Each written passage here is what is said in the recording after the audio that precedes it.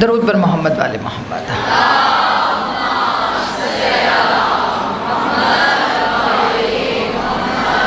وعجل فرجہم۔ اعوذ باللہ من الشیطان اللعین الرجیم۔ بسم اللہ الرحمن الرحیم۔ الحمد للہ رب العالمین والعاقبۃ للمتقین والنار للمخلدین۔ الصلاۃ والسلام علی اشرف الانبیاء والمرسلین۔ درود پڑھیے محمد۔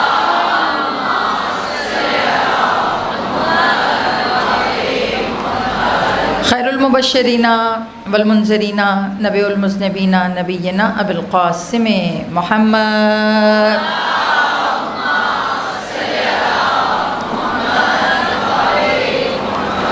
وأہل بیت طیبین طاہرین المعصومین۔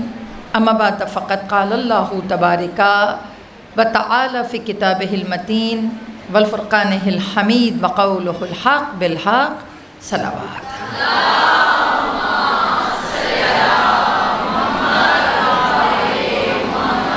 دعاؤں کی قبولیت کے لیے، مجلس کی قبولیت کے لیے اور امام کے ظہور میں تعجیل کے لیے ایک مرتبہ بآواز بلند صلوات۔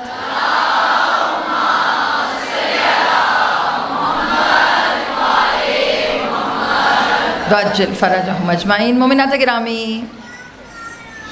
مقصد امام حسین اور حالات حاضرہ کے تناظر میں اس کے امپیکٹس، اس کے اثرات، جو آج کل حالات چل رہے ہیں، کیا مقصد تھا امام حسین کا؟ بیٹا جب تک مقصد سمجھ میں نہیں آئے گا تب تک ہم اس فہم تک نہیں پہنچ سکتے جو امام حسین ہم سے چاہتے ہیں۔ اس موضوع سخن کے تحت ہم نے اپنے موضوع کا کل آغاز کیا اور ہم نے اس میں سورہ صف کی آیہ مبارکہ 9 سے توسل کیا، جس میں خدا مقصد بیان کر رہا ہے کہ کیوں اللہ نے رسول بھیجا۔ پہلی آیت کا مقصد میں بلا تمہید گفتگو کر رہی ہوں تاکہ میں جلدی سے آپ کو موضوع سے منسلک کر سکوں۔ هو الذی ارسل رسولہ، وہ اللہ، کون اللہ؟ هو الذی، وہ اللہ، ارسل رسولہ، کہ جس نے رسول بھیجا۔ اپنا انٹروڈکشن، توحید کی پہچان، رسالت کی تجلیاں ہیں، یعنی کہ اللہ توحید کا تعارف رسالت کے توسط سے کرا رہا ہے۔ کون اللہ؟ اللہ چاہتا تو کہتا جس نے تمہیں خلق کیا، اللہ چاہتا تو کہتا کہ وہ اللہ جس نے زمین و آسمان بنائے، جس نے سورج چاند ستارے بنائے، مگر تخلیق چیزوں پہ بات نہیں کر رہا، تخلیق ہدایت پہ بات کر رہا ہے اللہ۔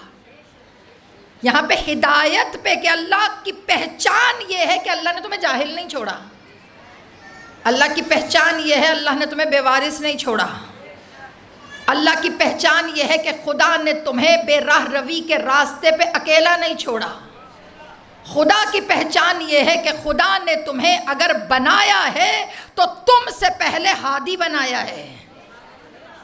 کیا مطلب؟ ہدایت پہ اتنا فوکس کیوں؟ ہادی پہ اتنا فوکس کیوں؟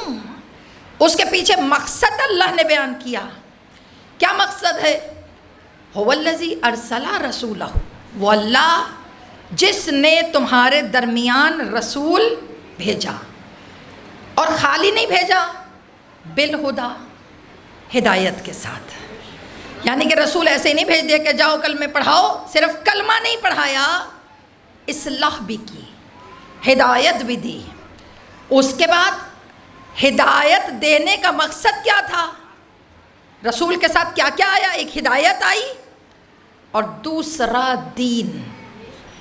اب یہاں پہ اللہ نے کہا ایک بالہدیٰ ہدایت اور دوسرا دین، دین، لیکن یہاں پہ دین نہیں کہا اللہ نے، دین الحق۔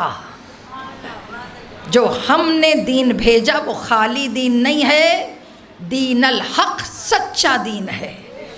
اللہ نے جو رسول کو دین دے کر بھیجا وہ دین عام دین نہیں ہے، دین الحق۔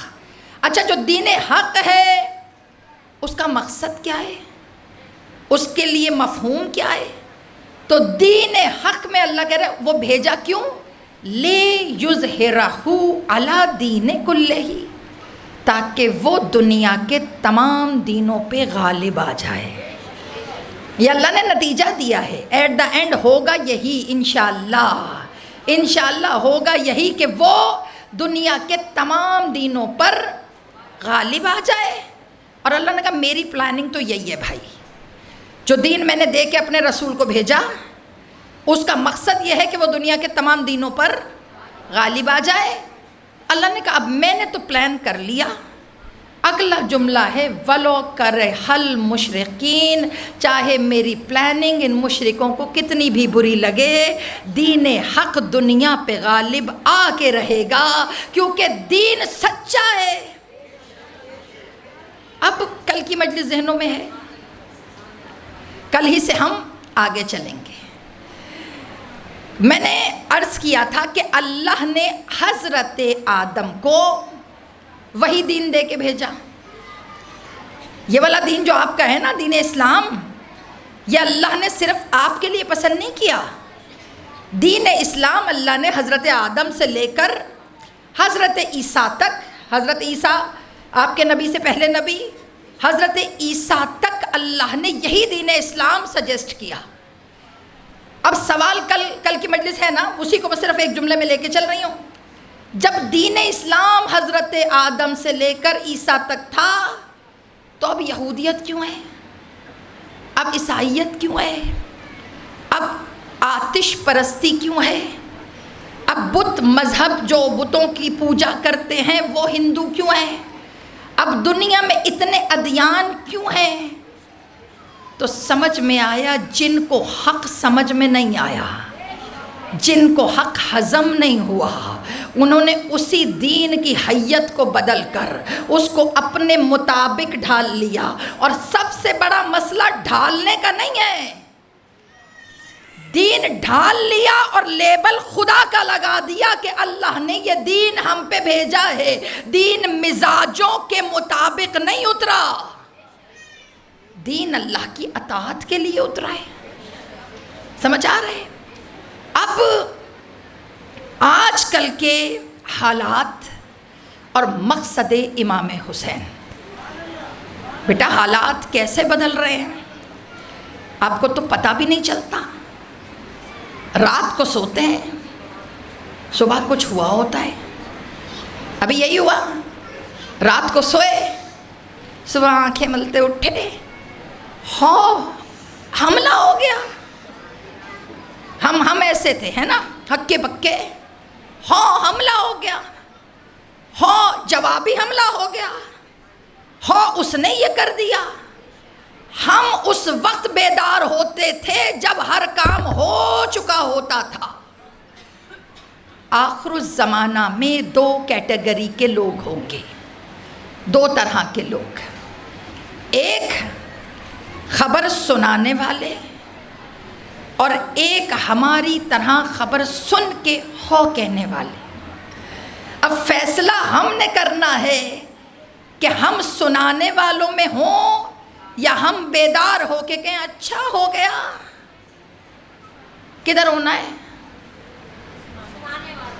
سنانے والوں میں کیسے ہوں گے جب ہمیں خود نہیں پتا زمانہ کدھر جا رہا ہے، جب ہم خود نہیں جانتے کہ دنیا کس طرف چل رہی، کون سا دین۔ سوال، جناب آدم خدا نخواستہ کوئی ایسا دین تو نہیں لے کر آئے تھے کہ جس میں اولاد اپنی ماں سے نکاح کر سکے؟ لائے تھے؟ جناب حضرت لوط کوئی ایسا دین تو نہیں لائے تھے کہ جس میں ہم جس پرنسی کا درس دیا جائے؟ یہ میری جو بچیاں بیٹھی ہیں تم کو سب پتہ ہے، اس لیے میں تھوڑا ساتھ جلدی لے کے چل رہی ہوں۔ جناب لوط ایسا مذہب تو نہیں لائے تھے جس میں لڑکا لڑکے سے شادی کرے، لڑکی لڑکی سے شادی کرے۔ کیا جناب حضرت لوط کا مذہب یہ تھا؟ نہیں تھا۔ کیا رسول اللہ سے پہلے حضرت عیسیٰ وہ یہ مذہب لے کر آئے تھے کہ بیٹیاں پیدا ہوں تو انہیں زندہ درگور کر دیا جائے؟ یہ مذہب لائے تھے؟ نہیں لائے تھے۔ دیکھو تبلیغ وہی تھی جو رسول اللہ کی تھی، مگر اس کے اندر چینجنگ امینڈمنٹس کیوں آتی گئیں؟ کیونکہ لوگ بار بار میں ہاتھوں کو جوڑ کر کہ کیونکہ لوگ دین کو اپنے مزاج کے مطابق لے کے چلنا چاہتے تھے۔ ہم میں بھی بہت سے لوگ ایسے ہیں کہ جو دین کو اپنے مطابق ڈھال کر اور اس پہ سٹیکر لگا دیتے ہیں شریعت کا۔ ہم میں سے بھی ہیں، ہم بھی ایسے ہی ہیں، جو پسند ہوتا ہے اسے رکھ لیتے ہیں۔ قرآن کہتا ہے نا جو پسند ہوتا ہے، کوئی بات نہیں، ہو جاتا ہے۔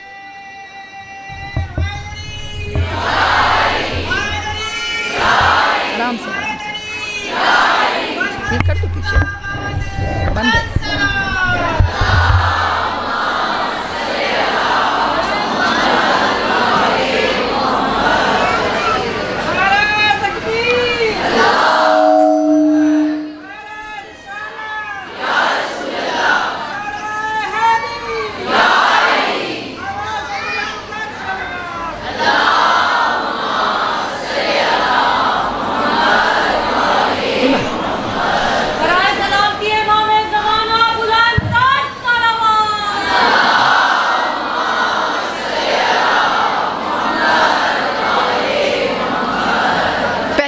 موضوع سے گھبرا تو نہیں رہے؟ میں نے عرض کیا نا کہ مجھے مقصد سمجھانا ہے امام حسین کا۔ مقصد امام حسین مطلب کیا ضرورت تھی قیام کی امام حسین کو؟ اتنا اچھا دین دنیا میں پھیل گیا، اتنا اچھا جو دین تھا وہ دنیا میں رائج ہو گیا، تو جب سب کچھ اتنا اچھا چل رہا تھا بیٹا، تو کیا ضرورت تھی امام حسین کو اپنا گھر بار چھوڑ کر، مدینہ چھوڑ کر، اپنا بیس پوائنٹ چھوڑ کر کہ جہاں پر ہر ایک پہچان کرتا تھا امام حسین کی، چھوڑ کر امام حسین کو جانا پڑا؟ اور جب امام حسین چلے گئے، شہید ہو گئے، اس کے بعد دین کی شکل کیا تھی؟ یہ وہ سوالات ہیں کہ جو ہمارے ذہنوں میں بیٹا ابھرنے چاہیے۔ تو کیا رسول اللہ کے دور میں اس زمانے کی معاشرتی اخلاقیات پر ڈسکشن کر رہی ہوں کہ اس زمانے میں معاشرے کی حالت کیا تھی؟ سمجھ رہے ہیں؟ آیا رسول کے پاس ایک شخص، جلدی جلدی لے جاؤں، واقعہ نہیں سناؤں گی، صرف گزاروں گی۔ رسول کے پاس ایک شخص آیا، آ کے کہنے لگا یا رسول اللہ مجھ سے گناہ ہو گیا، کیا خدا مجھے معاف کر دے گا؟ کلمہ پڑھ لیا۔ اب گناہ کب ہوا ہے؟ گناہ ہوا ہے جہالت کے زمانے میں۔ میری بیٹیاں یہاں پہ بیٹھی ہو، بیٹا جہالت بری چیز نہیں ہے، جہل بری چیز ہے۔ جہالت، میں جہالت کے دور میں ہوں، مجھے نہیں پتا کیا ہے، میں نے کتابیں پڑھی، میں نے ریسرچ کیا، میں نے درس لیے، میں نے استاد کی باتیں سنی، میں نے کسی کی مجلس سنی، مجھے دل پہ لگی، مجھے سمجھ میں آیا، میں نے اپنے آپ کو بدلنا شروع کیا، میں جہالت سے نکل کر علم کے راستے پہ چل پڑی۔ کتابیں پڑھ لی، درس لے لیا، میری جہالت علم میں بدل گئی۔ مگر جہاں پہ علم ہو، جہاں پہ کتابیں بھی پڑھی ہوں، جہاں پہ قرآن بھی حفظ ہو، جہاں پہ نمازیں بھی پڑھی جا رہی ہوں، جہاں پہ سارے صحابی رسول بھی ہوں، مگر پھر بھی اگر معرفت نہ ہو تو پھر وہاں جہالت نہیں ہے، وہاں جہل ہے۔ جہل اور ہے، جہالت اور ہے۔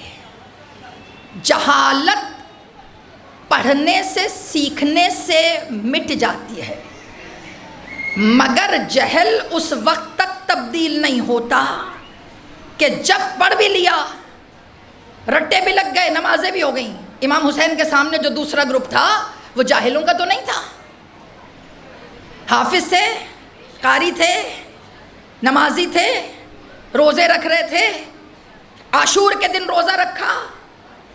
بہت سی میری بیٹیاں سوال کرتی ہیں ہم عاشور کے دن روزہ کیوں نہیں رکھتے؟ کیونکہ ہمارے ہاں عاشور کے دن کے روزے کا ثواب نہیں ہے، کیونکہ ہمارے ہاں کسی نے منت نہیں مانی تھی کہ میرا بیٹا فاتح ہوگا تو میں عاشور کے دن روزہ رکھوں گی. ہم ان میں سے نہیں ہیں جنہوں نے قتل حسین کو قتل بنانے کے لیے منتیں مانی ہوں. عاشور سے پہلے یعنی کہ 10 محرم 61 ہجری سے پہلے، محرم حرمت کا مہینہ تھا، ہے، رہے گا.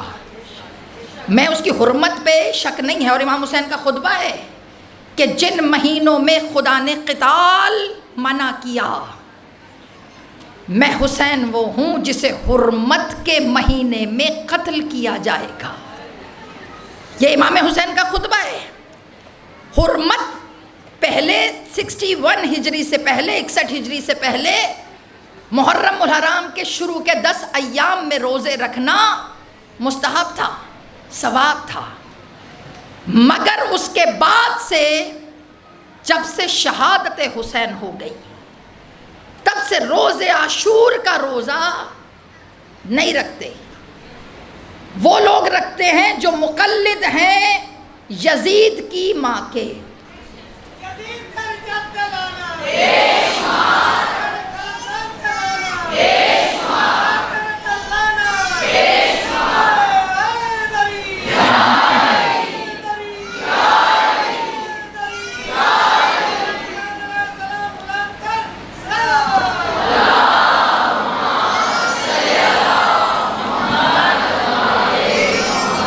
سمجھ آ رہی ہے؟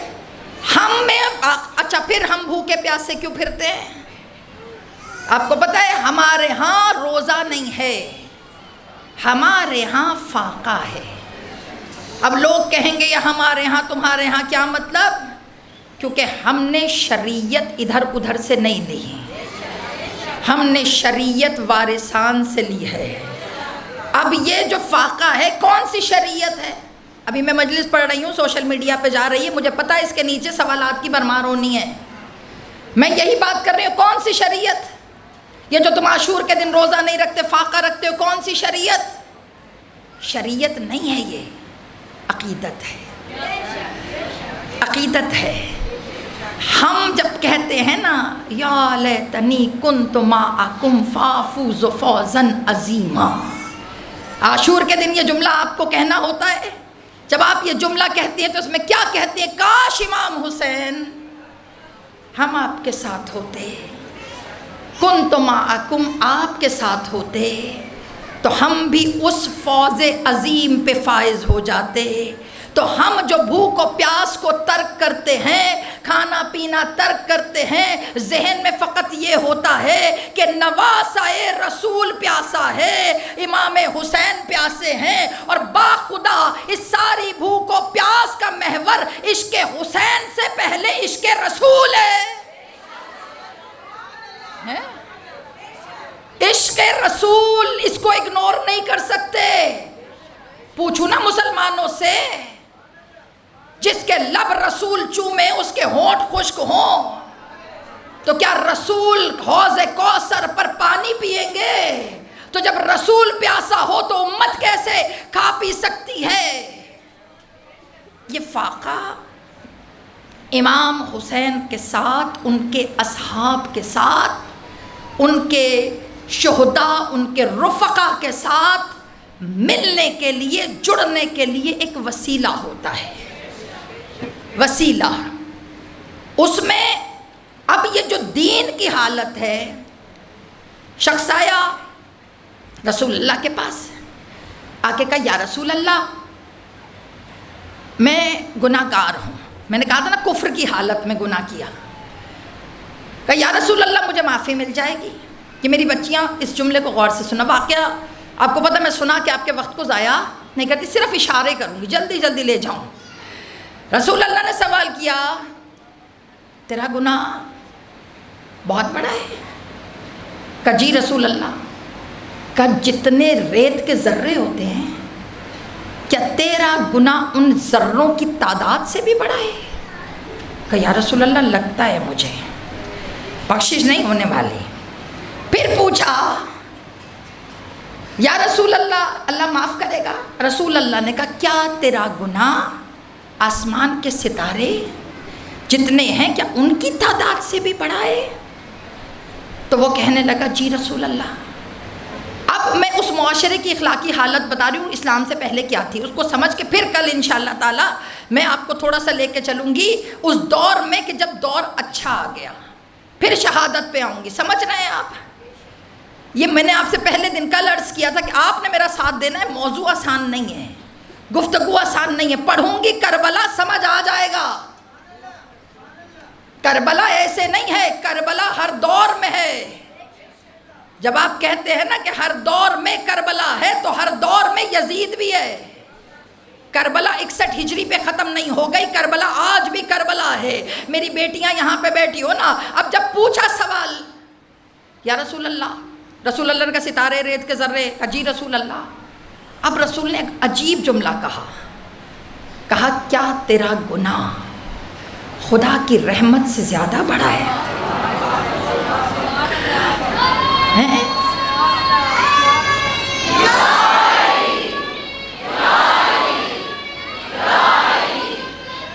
جیتی رہیں۔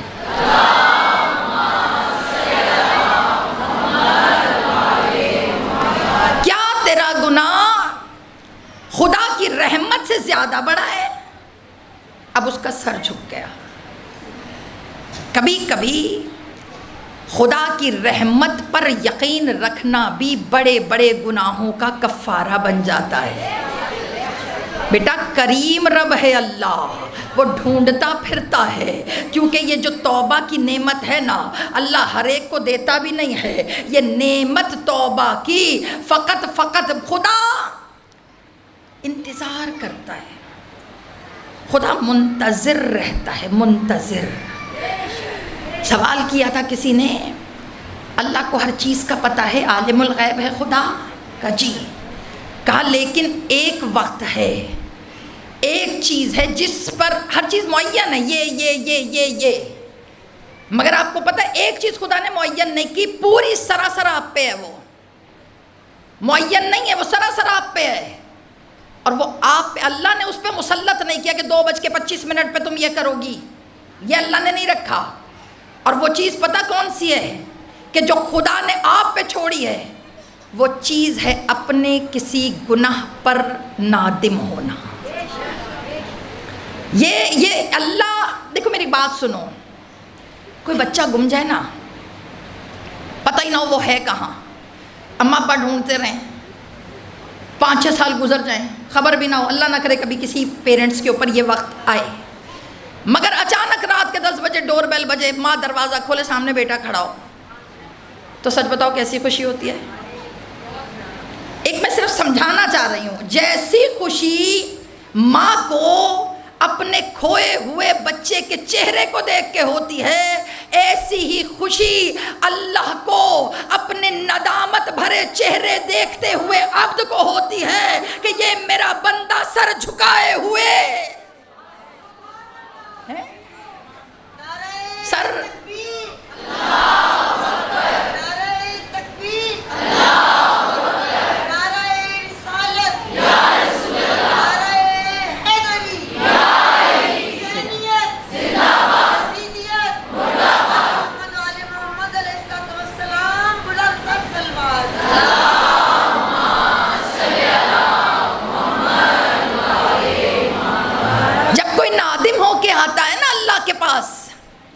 اللہ کہتا دیکھ فرشتوں دیکھو، تم کہتے تھے نا گناہگار ہے، اب دیکھو میری بارگاہ میں آ گیا، اب میں دوبارہ سے اسے عبد نہ بنا دوں تو مجھے پروردگار نہ کہنا۔ میرا بیٹا کوئی گناہ ایسا نہیں ہے سوائے شرک کے، سوائے اہل بیت کی ہتک کے، سوائے آل رسول کی ہتک کے، سوائے رسول اللہ کی بے ادبی کے، کوئی گناہ ایسا نہیں ہے جسے خدا معاف نہ کرے۔ معاف کرتا ہے اللہ، اللہ کی رحمت سے جڑے رہو۔ اب بات آ گئی تو میں صرف خدا کو اسکپ کیے بغیر میں آگے نہیں جا سکتی، اللہ تعالیٰ کی رحمت پڑھوں تو آگے پڑھوں۔ سمجھ آ گیا؟ شخص ہاتھوں کو جوڑ کر آ گیا، یا رسول اللہ کا خدا کی رحمت سے بھی بڑا ہے تیرا گناہ، سر جھکا لیا۔ اب جب سر جھکایا تو اللہ نے جبریل کو بھیجا، کہ رسول پوچھنا نہ اس نے کیا کیا ہے، رسول پوچھنا نہ کہ اس نے کیا کیا ہے۔ ہم کوریدتے ہیں، اگر کسی کی آنکھوں میں آنسو ہو، کوئی آ کر آپ کے سامنے دکھ بیان کرے تو ہم اس کو آگے سے آگے لے کے جا رہے ہوتے ہیں۔ اچھا پھر کیا ہوا؟ اچھا تم نے یہ کر لیا، اچھا پھر کیا ہوا؟ ہائے اب تمہارا کیا ہوگا؟ ہم وہ لوگ ہیں کہ جو کسی کی چھوٹی سی چیز کو شرلی بنا کے یہ جا بول جا۔ تو بیٹا میں اپنی بیٹیوں سے کہوں گی، بیٹا جس گناہ کو خدا چھپا لیتا ہے وہ گناہ تمہارے پاس بھی اللہ کی امانت ہوتا ہے۔ اللہ نہیں چاہتا تمہیں اریاں کرے، نہیں چاہتا۔ مولا علی کے پاس، مولا علی کے فیصلے کمال فیصلے۔ مولا علی کے پاس ایک خاتون آئی، آ کے کہنے لگی مولا میں نے فلاں کام کیا ہے۔ اب جب کام کیا مولا نے ایسے سنا جیسے مولا نے دیکھا ہی نہیں۔ وہ تھوڑی دیر بعد پھر گھوم کے سائڈ سے ادھر آئی، مولا آپ سے بات کر رہی ہوں۔ مولا میں نے نا یہ کیا ہے۔ مولا نے پھر نظریں جھکائیں، 3 دفعہ اس عورت نے اقرار کیا جرم کا۔ مولا علی نے فرمایا کیا یہ جو جرم تو نے کیا کیا خدا نے کسی پہ ظاہر کیا؟ کوئی دیکھیں وہاں آپ کو پتہ کبھی کوئی دیکھ لیتا ہے، کبھی کوئی گواہ بن جاتا ہے، کبھی کہیں کچھ آؤٹ ہو جاتا ہے، سمجھ رہے ہو بیٹا؟ اب بڑے مشکل دور میں تم زندگیاں گزار رہے ہو، اب تو چیزیں آؤٹ ہونا یوں ہے، سنبھل کر بات کیا کرو، سنبھل کر گفتگو کیا کرو۔ اور یاد رکھو یہ جو تمہارے پاس اینڈرائڈ موبائلز ہوتے ہیں، تمہارے پاس بڑی بڑی کمپنیوں کے موبائل ہوتے ہیں، یہ موبائل نہیں ہے، یہ تمہاری پرائیویسی کو شیک کرنے کا ذریعہ ہے۔ یہ جو اوپر چھوٹا سا کیمرہ لگا ہوتا ہے یہ تمہاری ہر اس حرکت کو کرتا ہے، سمجھ رہے ہو؟ محتاط ہو کر، آخر الزمانہ ہے۔ علی نے سر جھکا لیا۔ مولا نے کہا تجھے کسی نے دیکھا تھا؟ کہا مولا نہیں۔ کہا کوئی گواہ تھا؟ کہا مولا نہیں۔ کہا پھر یہ بتا تو کر کے نادم ہے؟ کہا مولا جیسے ہی کیا اس کے بعد سے دل میں گلٹ آ گیا۔ تو مولا نے مسکرا کے کہا کہ پھر تو خدا کا شکر کیوں ادا نہیں کرتی کہ اللہ نے چھپا کر تیری اس ندامت کو توبہ میں بدل دیا ہے۔ تجھے حق نہیں ہے کہ تو خدا کی امانت کو کسی پر ظاہر کرے۔ ہیں؟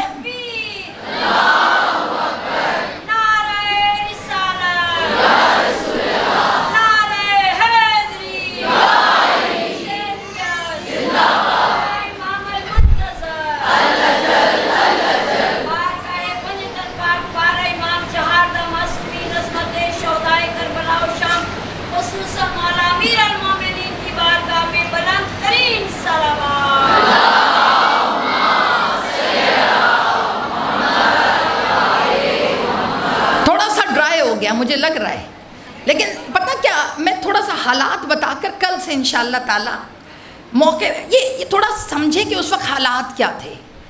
پھر جب اللہ نے بخشا تو اس نے کہا مولا پھر بھی میں بتانا چاہتا ہوں میں نے کیا کیا تھا۔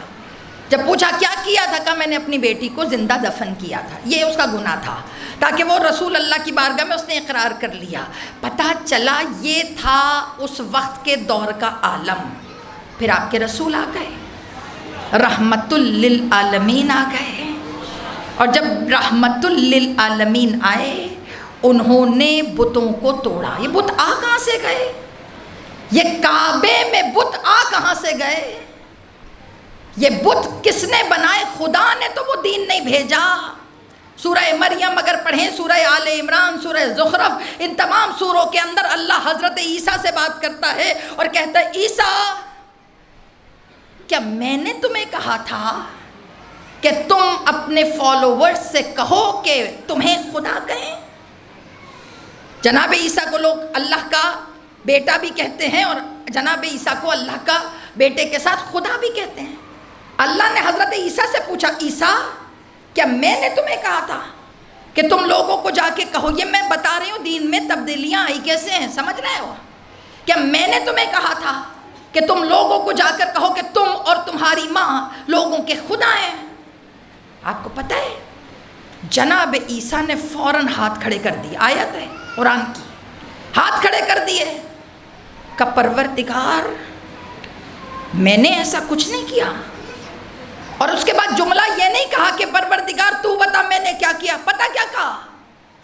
پروردگار تو بہتر جانتا ہے کہ میرے نفس میں کیا ہے، یعنی کہ نفس میں جو ہو وہ ایکشن بن کے باہر نکلتا ہے۔ اسی لیے اللہ نے رسول اللہ کے نفس کی ضمانت لے لی، کسی کے نفس کو شب ہجرت خرید لیا، اور جب رسول کو نفس کی ضرورت تھی تو مباہلے میں اسے انفسنا بنا کے بھیج دیا، کیونکہ جو اندر نفس میں ہوتا ہے وہ باہر نظر آتا ہے۔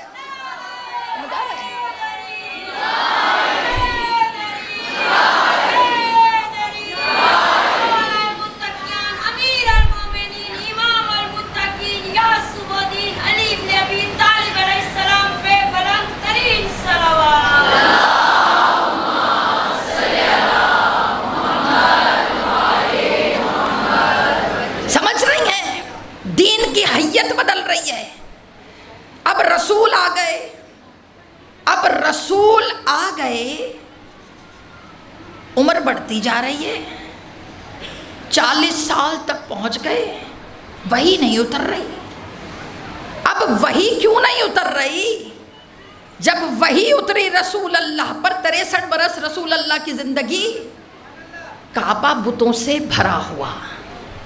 اب میں دین کی حالت بتا رہی ہوں، رسول کے دور میں بھی لوگ طواف کر رہے ہیں، اور جو جتنا متقی ہوتا تھا اتنا برہنہ ہو کر طواف کرتا تھا، یعنی کہ اس دور میں پردہ تھا ہی نہیں، حجاب تھا ہی نہیں۔ اب جو برہنہ جتنا زیادہ ہوتا تھا اس کا ایمان ان بتوں پر اتنا اسٹرانگ ہوتا تھا۔ اس دور میں بتوں کو اسٹیٹس سمبل سمجھا جاتا تھا۔ اب آپ کا رسول آئے، آپ کے رسول نے اخلاقیات پہ کام کیا۔ میرے بچے جو یہاں بیٹھے سوچو، جناب حضرت نوح 950 سال کی تبلیغ کریں تو 80 مسلمان ہوں، ایوریج ہے۔ حضرت نوح 950 سال کی تبلیغ کی تو 80 لوگ تھے جو مسلمان ہوئے، اور مزے کی بات ہے باہر مسلمان ہو گئے، بچہ نہ ہلا ان کا، اندر گھر کے اندر تباہی، باہر اسلام آ گیا، اور اتنے لوگوں میں سے کتنے؟ 80۔ تو ان کے مقابلے میں آپ کے رسول تو ونر رہے۔ اب آپ پوچھیں گی کیوں؟ بیٹا 23 سال میں کم از کم 1.25 لاکھ مسلمان تو تھے نا۔ یہ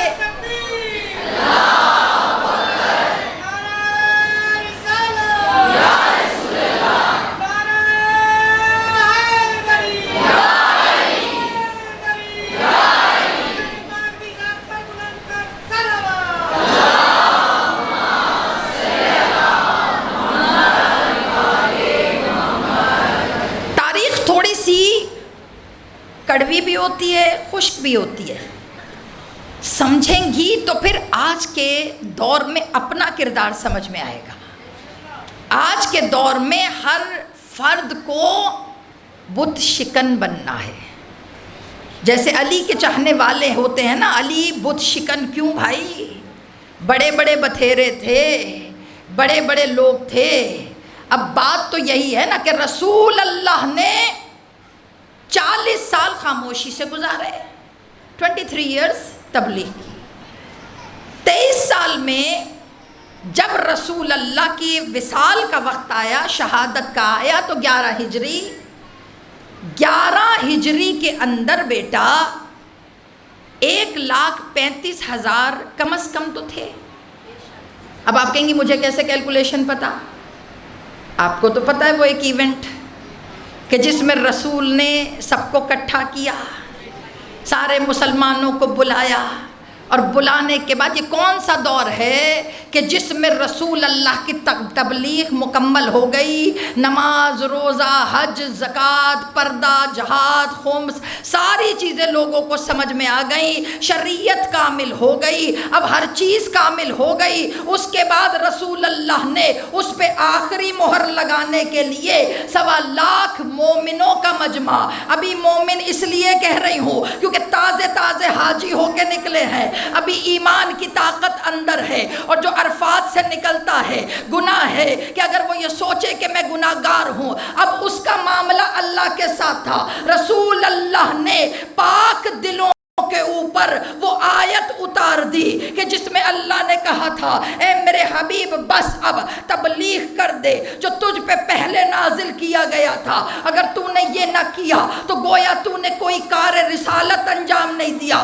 جیسے ہی رسول نے وہ والا کام کیا، ابھی میں بتا نہیں رہی کون سا والا کام، جیسے ہی رسول نے وہ والا کام کیا ویسے ہی جبریل امی آیت لے کر اتر گئے، کون سی آیت؟ الیوم اکملت، بات سمجھ گئے؟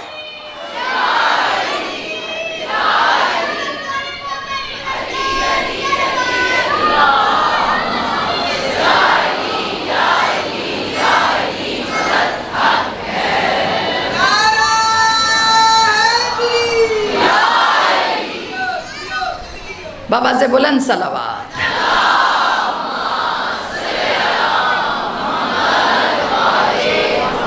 بیٹا بڑا فارورڈ کا بٹن دبا کے یہاں تک آئی ہوں، بیچ کے سارے واقعات میں نے ٹی ٹی ٹی کر کر سیدھا فارورڈ، پتا چلا بے دین الحق، دین حق دے کر بھیجا، لے یظہر لہ علی کل دینا، تاکہ وہ ہر دین کے اوپر غالب آ جائے۔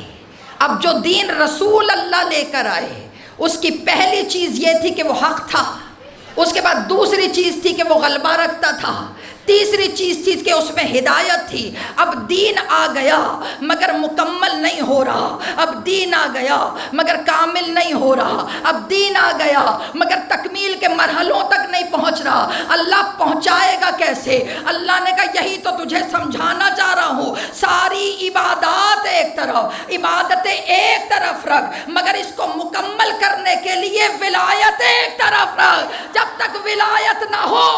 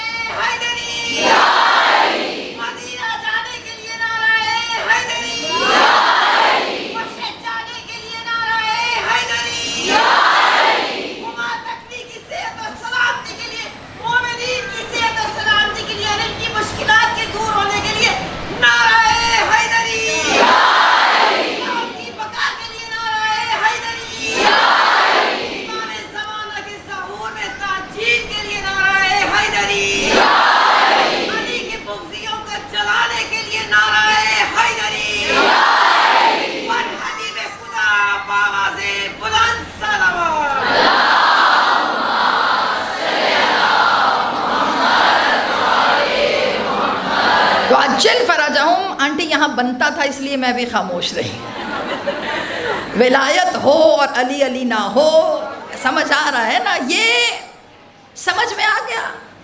اب دین مکمل ہو گیا، اخلاقیات مکمل ہو گئی، ہر چیز دین میں اتار دی گئی، تو جب سب کچھ اپ ٹو دا مارک ہو گیا تو کربلا کیوں ہوئی؟ سوال ہے، کربلا کیوں ہوئی؟ ہے نا؟ یہ سوال بنتا ہے یا نہیں بنتا؟ آپ کو پتہ ہے رہبر معظم کا جملہ جب بقرعید آتی ہے تو ہم محرم کی تیاری شروع کر دیتے ہیں. تو رہبر معظم نے ایک جملہ کہا تھا، انہوں نے کہا تھا جب بقرعید سے فارغ ہوا کرو تو فوراً محرم کی تیاری نہ کیا کرو. کا پھر کا درمیان میں غدیر آتا ہے، ہمارے ٹینشن شروع ہو جاتی نا، یہ کر لو تو یوں کر لو تو یوں ہو جائے. یہ بھی ایک کام ہے، میں منع نہیں کر رہی، مگر انہوں نے جملہ کیا کہا؟ انہوں نے کہا غدیر فوراً بقرعید کے بعد آتا ہے. کہا غدیر اتنے شور سے منایا کرو تاکہ دلوں میں دھڑکنوں میں پتہ چلے کہ دین کامل نہیں ہوتا جب تک اس دین پہ ولایت کی مہر نہ لگ جائے، جب تک اس دین میں ولایت شامل نہ ہو جائے. سمجھ رہی ہیں؟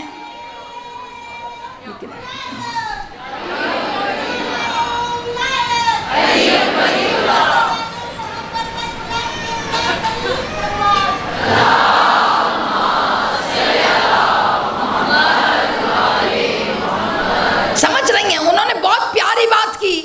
سوال میں نے کیا کہا؟ دین کامل ہو گیا، خدا مطمئن ہے. اب الیوم اکملت لکم دینکم واتممت علیکم نعمتی ورضیت لکم الاسلام دینا. پسند کر لیا میں نے دین. یہ آیت کب اتری ہے؟ جب ولایت کا اقرار ہو گیا. اس سے پہلے خدا نے یہ آیت نہیں اتاری کہ میں نے تمہارے لیے دین اسلام پسند کیا ہے.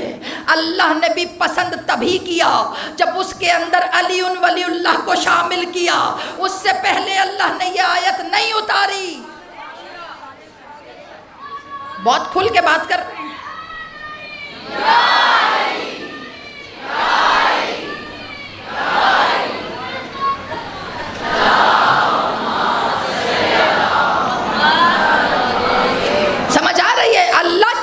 سارے حاجی تھے، اللہ کہہ دیتا ہے حاجیوں میں نے تمہارے لیے دین اسلام پسند کیا.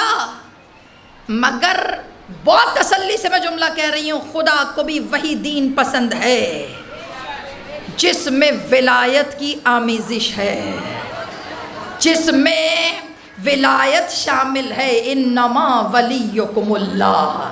تو پھر رہبر معظم کا جملہ ٹھیک ہے نا؟ انہوں نے کیا جملہ کہا؟ کہا درمیان میں غدیر آتا ہے، غدیر پہ بڑا شور مچایا کرو، لوگوں کو بتایا کرو ہم غدیر والے ہیں. کہا کیوں؟ کہا یہ جملہ دیکھیے گا، ضائع نہ کرنا میری بیٹیاں، بہت بڑا جملہ انہوں نے کہا. کہا لوگ غدیر بھولے تھے تو کربلا ہوئی تھی، جنہیں غدیر بھول گیا.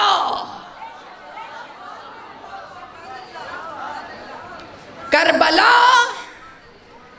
بیسکلی غدیر بھلانے کا نتیجہ تھا.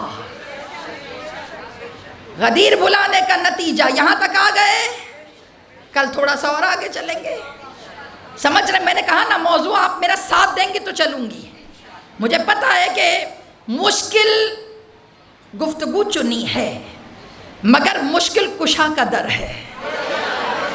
اگر یہاں مشکل باتیں نہ کریں تو میرا بیٹا کہاں جا کے کریں؟ یہ مشکل باتیں اسی در پہ کی جاتی ہیں جہاں حلال مشکلات موجود ہوں. اور پھر ایک بھی نہیں ہو، دو بھی نہیں ہو. یہاں تو فرمائشی پروگرام چلتا ہے، 14 ایک طرف، ان کے گھر کا بچہ بچہ. ہم تو دل چاہے تو عباس سے منوا لیتے ہیں، ہم تو دل چاہے جناب زینب سے توسل کرتے ہیں. اور اگر کوئی نہ ملے تو ہماری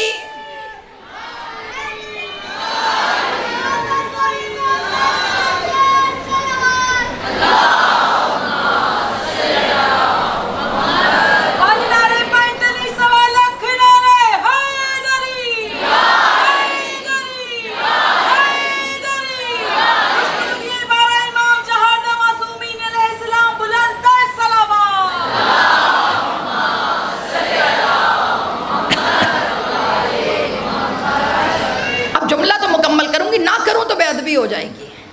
میں نے کہا کہ بھائی ہم 14 معصومین ایک طرف، مگر ہمارے کام مولا عباس، جناب زینب، ہم ان سے توسل کریں وہ بھی کرواتے ہیں بھائی.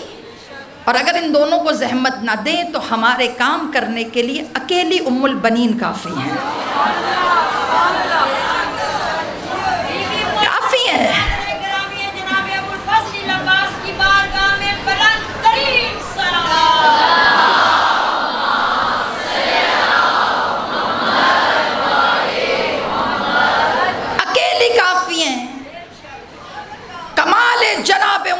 بنین یہ ہے کہ کبھی کربلا گئی نہیں ہے، نہیں گئی، عباس کی ماں کربلا نہیں گئی، مگر ایک دروازہ حضرت عباس کے روضے میں آج بھی باب مراد بن کر مرادیں بانٹتا ہے۔ سب سے زیادہ رش اسی دروازے پہ ہوتا ہے، اور اس دروازے کا نام ہے باب ام البنین۔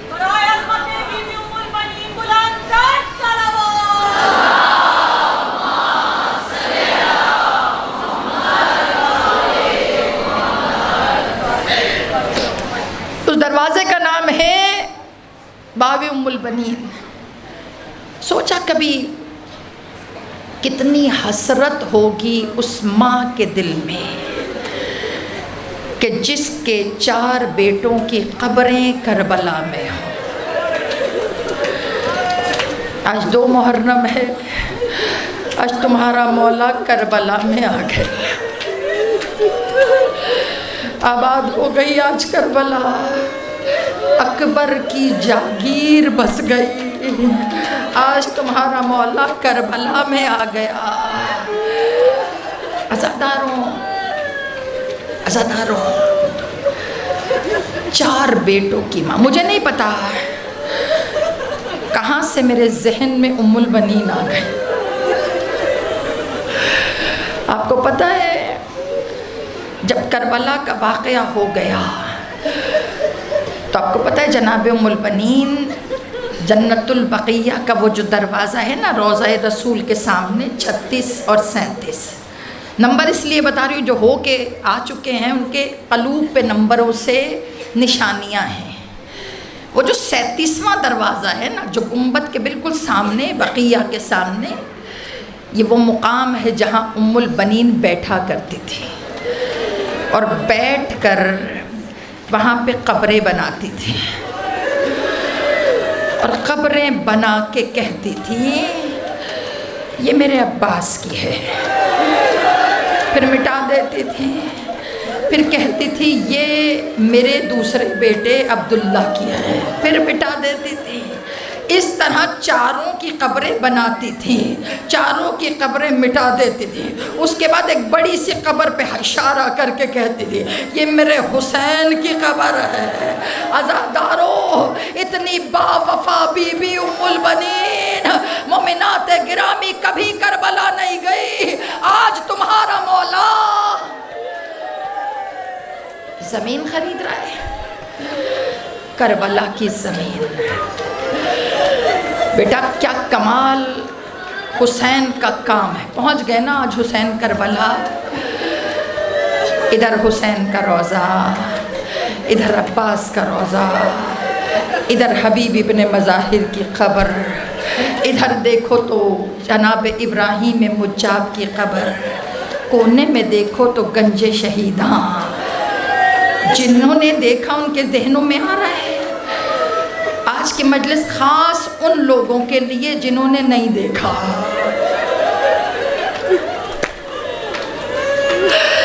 بیٹا ایک دفعہ دیکھ کر آؤ، تمہیں پتا چلے تمہارا امام کتنا امیر ہے، تمہارا جسے تم کہتے ہو غریب حسین 70,000 دینار روتے جانا، دعا مانگتے جانا۔ آج تمہاری مرضی، حسین کے کربلا آمد کا صدقہ جس کا دل چاہے آج حاضری لکھواؤ، اپنی لکھواؤ آج حاضری، کیونکہ جناب ام البنین کا واسطہ آ گیا نا بیچ میں، اب درمیان میں حسین بھی آئیں گے، عباس کو بھی آنا پڑے گا۔ آج اپنی حاضری یہاں سے لکھوا کے جانا، مولا ہم بھی تو دیکھے، مولا ہم بھی تو دیکھے۔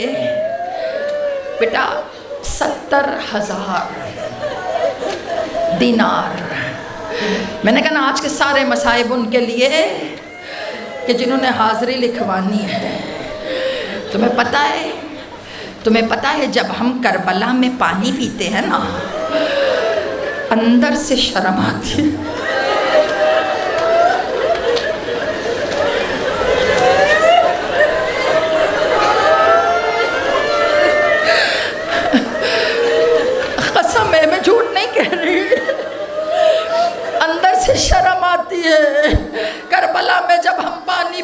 ہیں نا اندر سے شرم آتی ہے کہ کہیں کوئی 4 سالہ بچی ہاتھوں میں کوزہ لیے ہوئے عباس کے روضے پہ کھڑی ہو کے کہہ رہی ہو چچا پانی، چچا علاتا، چچا ہونٹ خشک ہو گئے. عزادارو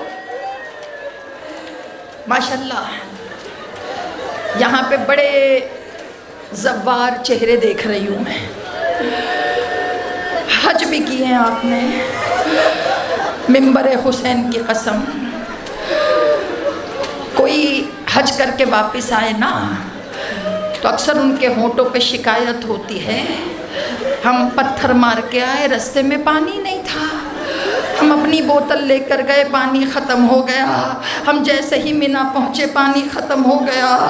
عزادارو مگر قسم ہے منبر حسین کی، آج تک میں نے کبھی کسی زوار حسین کو یہ جملہ کہتے ہوئے نہیں سنا کہ ہم 84 کلومیٹر چلے پانی ختم ہو گیا، ہم نے نجف سے کربلا کا سفر کیا پانی ختم ہو گیا.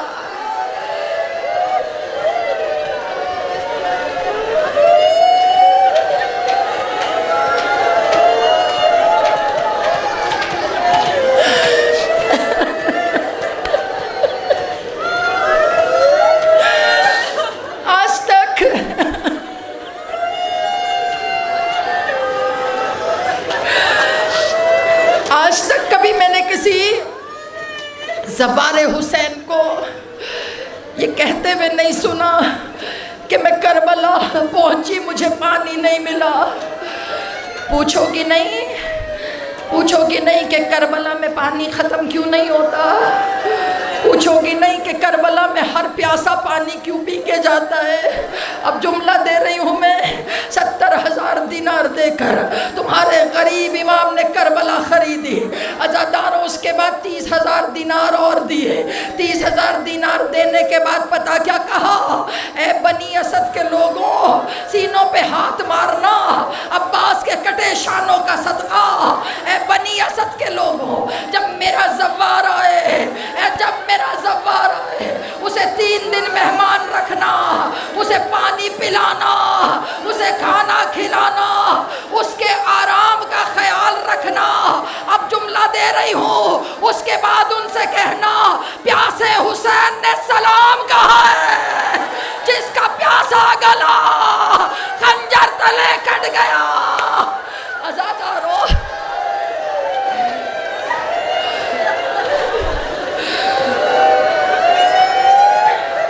کیوں آئی ہے مجلس میں کیوں آئی ہے؟ اس وقت گریہ کیوں کر رہی ہیں؟ کل میں نے جملہ کہا تھا آپ کو گھر سے کوئی نہیں نکال سکتا سوائے حسین کے. یہ حسین نے پتہ کیا کہا تھا یاد ہے آپ کو کہ جب حسین نے زمین خرید لی وصیتیں کر دی، اس کے بعد بنی اسد کے لوگوں سے کہا تم 12 محرم کو آنا، آ کے دیکھنا کچھ لاشیں کھلے پڑے ہوں گے، ان لاشوں کو دفنا دینا. اگر بادشاہ کے ڈر سے، اب بتاؤں آپ یہاں کیوں ہیں، اگر بادشاہ کے ڈر سے تم نہ آ سکنا تو عورتوں سے کہا تم پانی بھرنے کے بہانے آ جانا. یہ جو یہاں بیٹھ کر دل پھٹ رہا ہے نا، یہ حسین کی اسی تقریر کا نتیجہ. مولا ہم پانی بھرنے کے بہانے نہیں آئے، مولا ہم آپ کو رونے آئے، مولا آپ کی غربت میں رونے. مولا کربلا آباد ہو گئی، مولا حسین کا گھر اجڑ گیا. الا لعنت اللہ، الا لعنت اللہ.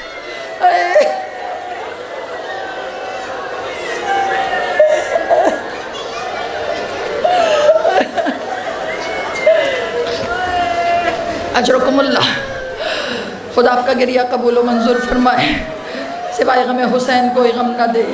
یوسف زہرا کے ظہور میں تعجیل فرما، دشمنان اسلام کو نیست و نابود فرما، اور ہمارا آنا قبول و منظور فرما. ربنا تقبل منا انک انت السمیع العلیم. ماتم حسین.